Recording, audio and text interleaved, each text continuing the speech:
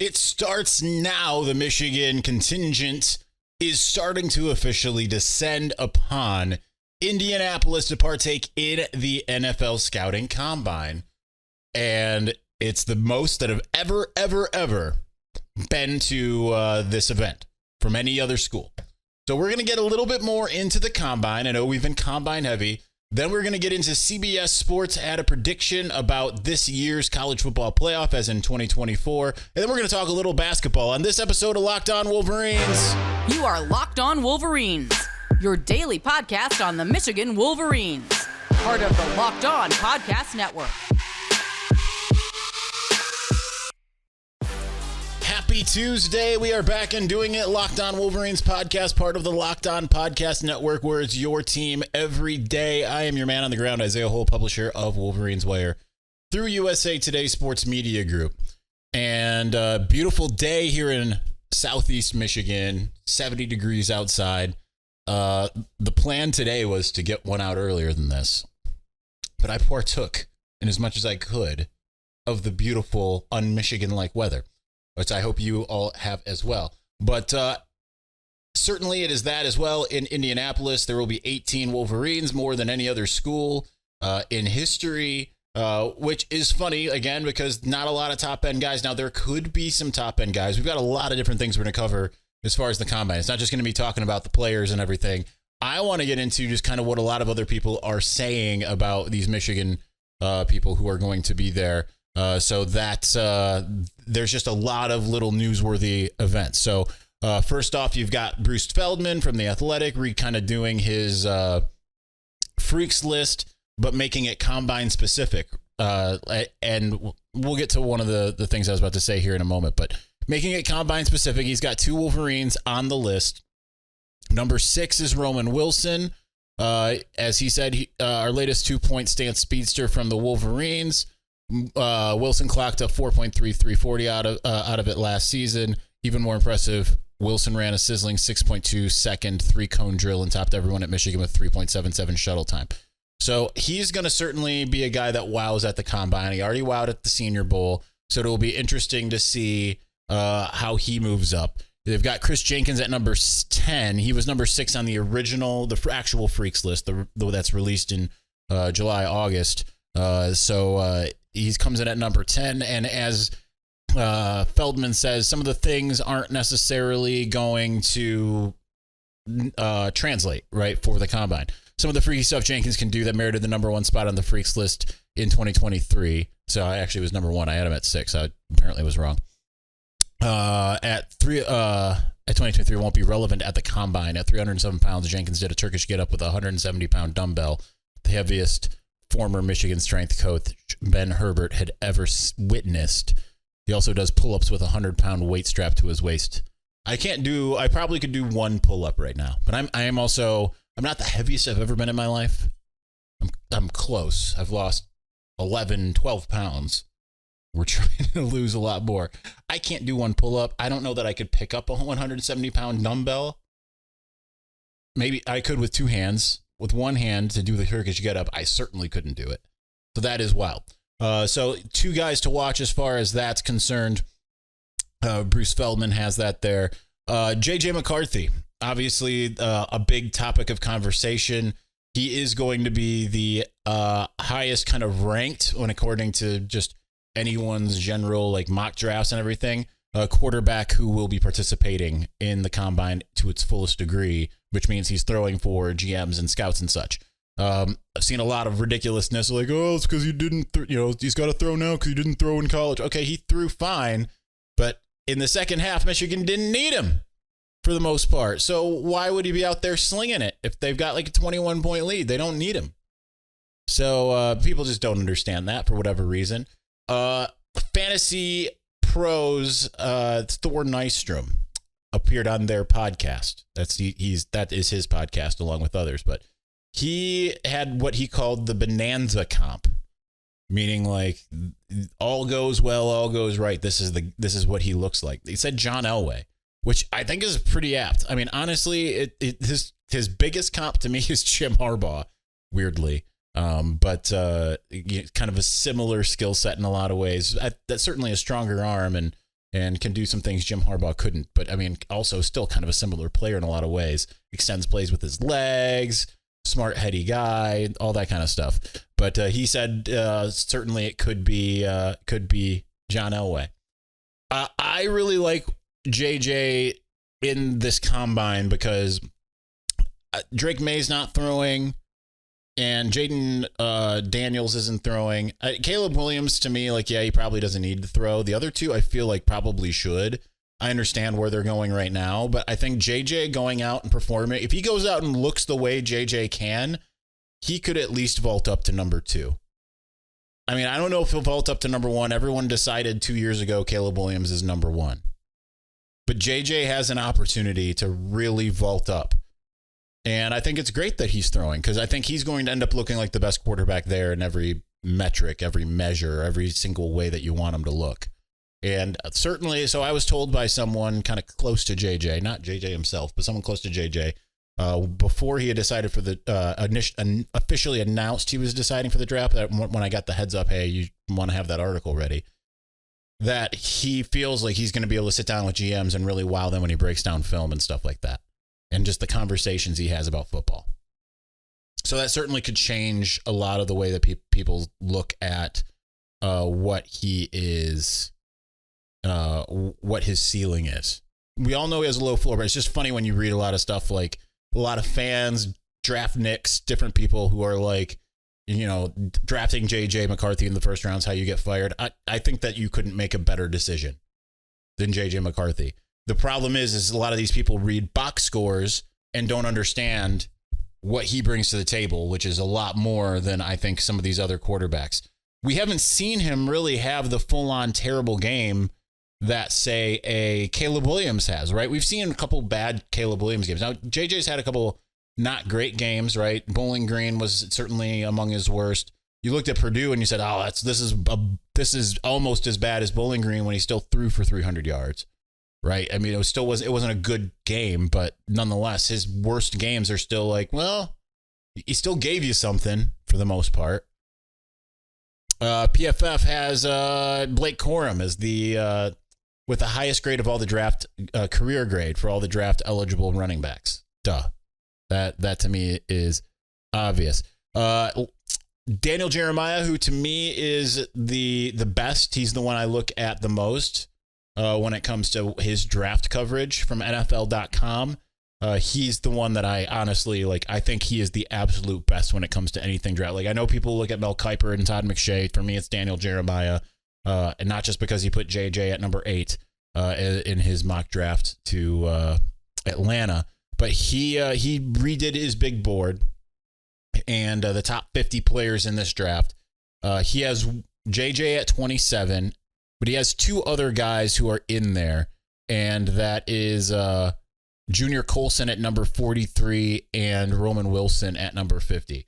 I think that you're going to end up seeing more teams, honestly, because like it's people like Daniel Jeremiah, he's talking to teams, right? He's not just kind of shooting from the hip and being like, oh, this is what I would like to see. He's talking to teams. So I think that what's going to end up happening is you're going to see more Wolverines go earlier than you think. All right, finishing us out here with this segment 1 here. CBS Sports did a mock draft, first round. This is Tom Fornelli, who I love his coverage in general. I read him all the time. He has JJ going number 9 of the Steelers, so one below where Daniel Jeremiah had him. Surprise pick, he has Mikey Sainristil going round 1, pick 29 to your Detroit Football Lions if you are in this area. I mean, could you talk about a dream pick? That would be an absolute dream for Lions fans to continue to get to root for Mikey Sainristil, as he says here, and I just definitely agree here. Watch Sainristil's tape and tell me he isn't the kind of player Dan Campbell and the Lions front office will love. The Lions need to add more talent to their secondary, and Sainristil showcases great ball skills and route recognition. He's also going 110% all the time and has a fiery, competitive demeanor.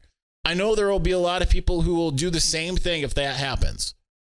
I don't know if he's plugged in or anything like that, Tom Fornelli, but it's one of those things that if it happens, you're going to see the same people who decried Brian Branch and Sam Laporta going when they did, and and Jahmyr Gibbs. All the people who were looking at the top end of the Lions draft and being like, terrible, terrible. All four guys that they picked out of those first four, all four guys were just all home runs. Every single one of them. Right? So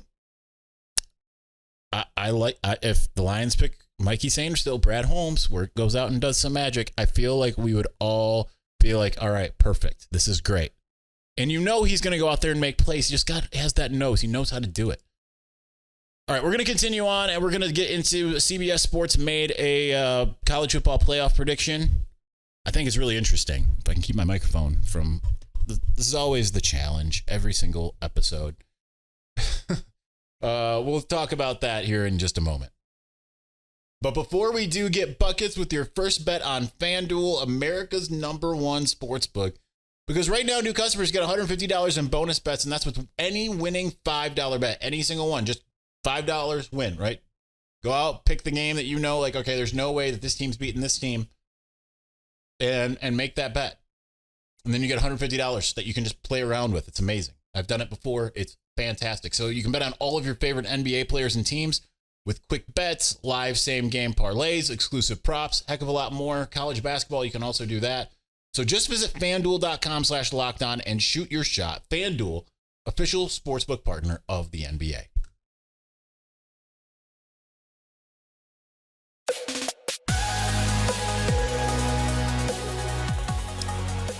All right, continuing on. Kind of weird sitting here with my air conditioning on. It's been a long time since that's happened. So that's fun. I'm excited about it, even though it's going to be cold tomorrow, supposedly. Our high, I think, is going to be at midnight, so that's fun. Nonetheless, okay, CBS Sports. Also, this one's not Tom Fornelli. I was thinking it was. It was Chip Patterson, who did a too early college football playoff 12-team selection here. I think that this is, I know a lot of people will scoff to some degree. I think this is great if this happens. Now, would it be perfect? It absolutely wouldn't be. But he has Michigan going, just without further ado, at number 7 into the playoff. Now, you look at the teams that Michigan plays, it probably means that they beat one of the field, because it has Texas at number 6, Oregon at number 5. Michigan hosts both of those. Ohio State at number 2. Obviously, Michigan finishes out the regular season there. Does not play number 9 Penn State this season. So, and he has Ohio State as the Big Ten champion. So that's not exactly surprising, right? That's kind of what everyone thinks. And you can be mad at it after Michigan's won 3 straight. There's a lot of turnover. Ohio State swung for the fences. Everyone voted, and everyone thought Michigan in 2019 was going to be the Big Ten champion, and it didn't work out that way. So I wouldn't be that mad at it. But what he says here, Sharon Moore's imprint on Michigan football will begin with his smash theme, something he's brought from the offensive line room and now extended to the entire program. The Wolverines should still be able to win with physicality at the line of scrimmage again, and running back Donovan Edwards gets his time in the spotlight as the team's lead back. With Michigan's success in the player development department over the last couple of years, Wolverines seem to be a high floor proposition in the Big Ten this year. And I think that's accurate, right? Like, a lot of people are going to look at just all of the losses nationally more so than anything, and they're going to scoff at Michigan having much success. I love the fact that they get Texas and Oregon at home. Now, both those teams have shown in recent years that they can win on the road in big venues. Texas won at Alabama last year. Oregon won at Ohio State in 2021. So it's not like that's impossible for them. But nonetheless, I like what Michigan has, because if everyone stays that's currently around on defense, there is an incredible opportunity for Michigan to really stay in every game. And then you just got to figure out how to do enough offensively with the pieces, because, like, it does not feel like it's going to be as good, right? No JJ. I don't care. Like, if Alex Orji is everything I hope he can be, that Jalen Milroe type. But nonetheless, I think that if you have him doing what he's capable of doing, the offensive line capable of what it's doing, Donovan Edwards, Colston Loveland, the wide receivers, I think that they can do enough. I don't think it's going to be as dominant of an offensive performance when you look at the way that Michigan's efficiency worked. If you see any advanced stats out there, I see a lot of Stats of War, and there was someone else that had some interesting stats, I think. Might have been Stats of War, that had some interesting things that they had put up recently that really showed you just how dominant Michigan was offensively. We're going to see if it was this or not. I don't think it was Stats of War. No, it wasn't. So I can't remember exactly who it is. Actually, could be wrong. You got a lot of tweets here. When you look at a lot of these efficiency stuff, like Michigan was like up and over, right? Like in the most positive way, like well more efficient than pretty much any other team. And I understand that it wasn't as exciting. I think that's the thing that a lot of people look at Michigan and say, it's not exciting enough offensively, therefore it's not good. And that has just not really been the case. Michigan has been absolutely dominant when it comes to what it's done offensively. I think I say all that to say it's going to take a step back. Okay, it was Stats of War. Talking about the offense rate, the 12% rule, FBS versus FBS in 2023. Further up, better offensive rate. Further right, better defensive rate. Michigan's actually all the way up to the top. So up. Offensive rate is absolutely phenomenal. Defensive rate is versus the FBS is very good, but it's actually not as high as some others. But obviously, these are the two things that are tied together. I don't really understand it well enough to explain it. Just to be openly honest. But I think that tells you that they were a lot better than a lot of people think. It's going to take a step back. They lose a lot of players. We don't know who wide receiver 1 necessarily is, and we don't know who the quarterback is. Feels like the offensive line is going to be really good. Feels like the running game is going to be really good, and maybe they can just run it. And if the defense does what it is certainly capable of, I mean, they can beat those teams. So with that said, he has Michigan hosting Notre Dame, those cowards coming back to Ann Arbor. That would be wonderful because I think even on paper what Notre Dame is, I think that Notre Dame would lose to Michigan in Ann Arbor. It'd be fun to see some December football against Notre Dame. So they would come to Ann Arbor and they would lose to Michigan. And then Michigan, this is what I don't like, probably, maybe, I don't know. It depends on how the game goes. If they lose to Ohio State and Ohio State wins the Big Ten, it has the winner advancing to play number 2 Ohio State. So in the next round of the playoff. So that would be pretty cool, right? I don't know how all of this works, like where these, I need to relook up how this is all supposed to go down, like where that would be and what it would be, because obviously that's 8 teams at that point. But I love it. I think that would just be absolutely the most fun. Anyway, all right, let's talk a little basketball. Not going to go crazy with it because basketball doesn't warrant going crazy. But this team has an opportunity to do something historical. Unfortunately, it's not good. And we also got some news today about a one positive thing. So we will get to all of that here in just a moment. But before we do, let's just say hypothetically, you're a Michigan basketball fan and you're living in the New York area and you're thinking Thursday, I would love to go to the rack or whatever they're calling it these days and see me some Michigan basketball. How can I do that? How can I make that the simplest thing possible? Well, guess what? You could do it by using Game Time. Game Time is the fast and easy way to buy tickets for all the sports, music, comedy, and theater events near you. Right now, all users, not just new, all get $100 off when they buy a big game ticket with the code Vegas100. So you can go to the Game Time app. We did this on the show before when we were looking up Lions playoff tickets. Easily the best prices that I saw anywhere. It was super easy to find them. Game Time is the only ticketing app that gives you complete peace of mind with your purchase. So you can see the view from your seat before you buy, so you know exactly what to expect when you arrive. That is super critical. Trust me, I've bought tickets before and ended up having an obstruction. Not fun. All-in prices show your total up front, so you know you're getting a great deal before you check out. Not a bunch of added stuff, right? Like how many times have you gone on and said, oh, this is a great price, and then you see all kinds of fees after the fact. Buy tickets in seconds with just 2 taps. So take the guesswork out of buying tickets with Game Time. Right now, all Game Time users get $100 off of a big game ticket with code Vegas100. Terms apply. Just download the Game Time app and use the code Vegas100 for $100 off of a big game ticket. Or if you're not going to the game, you can use the code Locked On for $20 off your first purchase. Either way, download Game Time today. Last minute tickets, lowest price, guaranteed.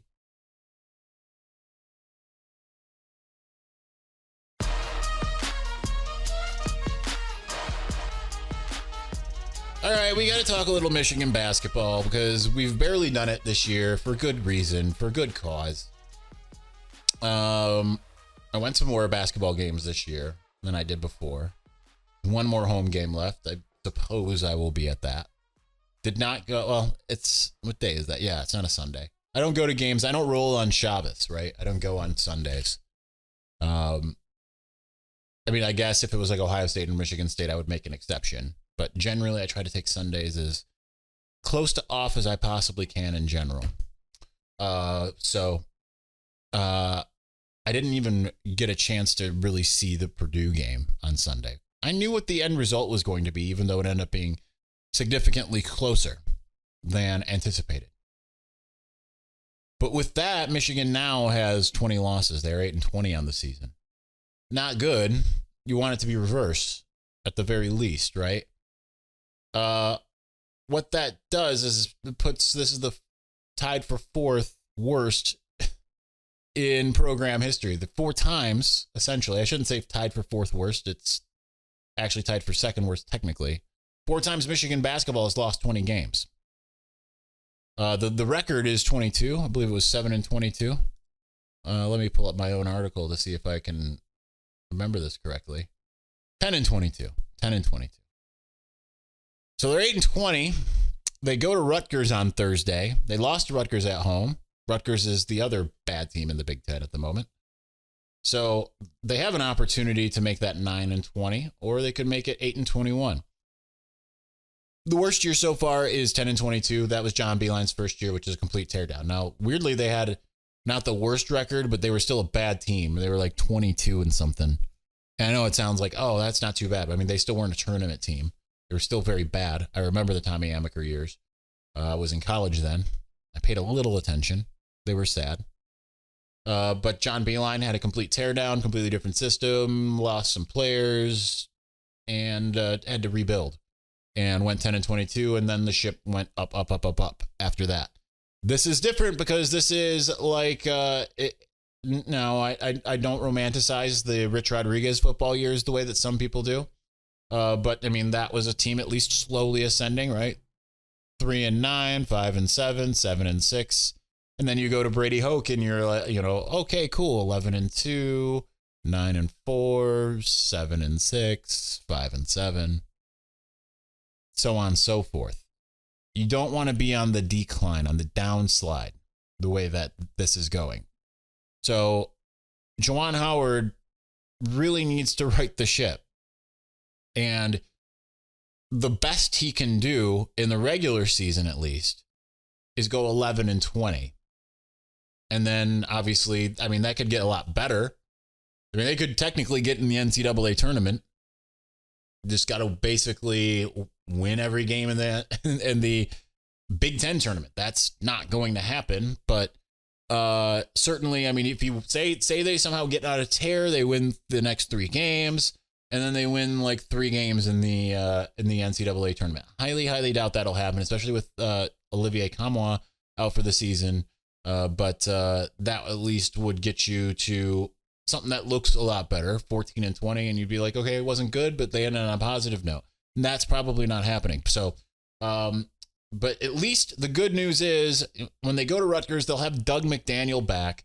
He is been reactivated for road game, suspension over. Good news there. So now that they won't be going on the road without both Camois and McDaniel. So, but I mean, still, this team is just not what you thought it could be. I mean, certainly we all thought that it was going to be bad. And in the first couple games, it was like, wow, they actually look pretty good. And then that came crashing back down to earth pretty quickly. It's not like the team from, what was it? Not 2019. Was it 2021? Where it was like they were kind of like struggling a little bit out the gate, like, or maybe it was 2020. I can't remember what year, where it was like, yeah, they're barely winning some of these games, and then they ended up being like pretty good. This team is not that. So hopefully, I mean, honestly, hopefully they figure it out. I know everyone at this point probably just wants Juwan Howard gone. It would be nice to be like he figured out like the fatal flaw and they fixed the glitch, but that's probably not going to happen. Anyway, that's going to do it for today's episode. We'll be back on Wednesday. It will likely be a late episode because I'll be running around. Thursday will be an afternoon episode because I've got a meeting in the morning at church, and then got Dune Part 2, and then we'll figure it all out from there. So anyway, thank you for watching. Thank you for listening. We will be back very soon. Peace.